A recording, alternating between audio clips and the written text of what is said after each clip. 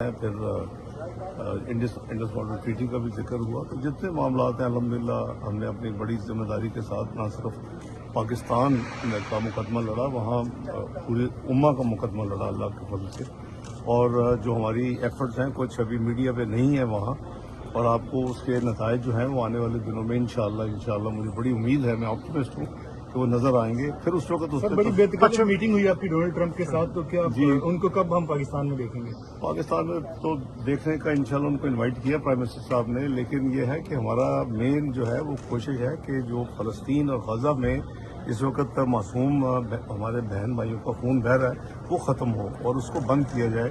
اس کے لیے میں سمجھتا ہوں کہ میں مشکور ہوں ان تمام دوسرے 7 ممالک کا جو ہمارے ساتھ مل کے یہ ایفرٹ کر رہے ہیں. اس میں قطر ہے, سعودی عربیہ ہے, اس میں متحدہ امارات ہے UAE, اس میں ایجپٹ ہے, اس میں جارڈن ہے, اور یہ عرب کنٹریز ہیں, اور جو اسلامک کنٹریز ہیں نان عرب اس میں پاکستان کے ساتھ ٹرکی ہے اور انڈونیشیا ہے.